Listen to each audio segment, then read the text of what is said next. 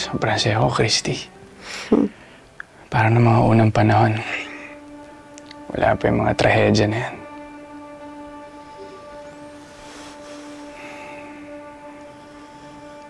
Alam mo, sobrang saya ka rin, Jordan. Sana hindi na matapos to. Wala na mangyayaring masama sa atin. Masyado na tayong maraming nalagpasan. Wala nang gigiba sa kung anong meron tayong dalawa ngayon. Alam mo, Jordan, kung meron man magandang naidulot lahat ng pinagdaanan natin, naging mas matatag tayo, mas pinalakas.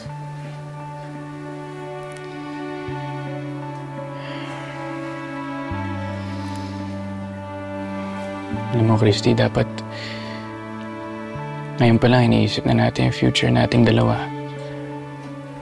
Like, for me, in a few months, I'll go back to the US with Junior. Hindi ka ba talaga pwedeng mag-extend?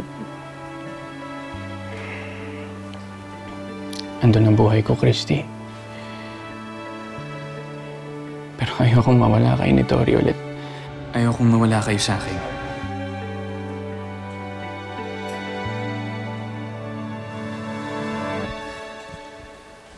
Jordan, mahal na mahal kita. Ayoko na maiwalay sa'yo. What if lahat tayo tumira sa US? You, me, Junior, Tori. Jordan. Bakit? Ganun lang ba kadali yun? Christy, come live with us. Doon na tayo sa Amerika.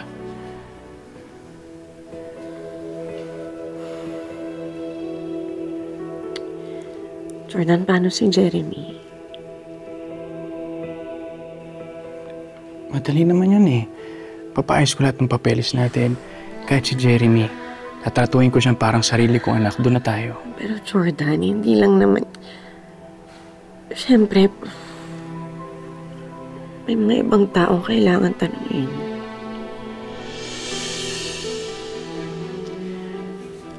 Alam ko mahirap.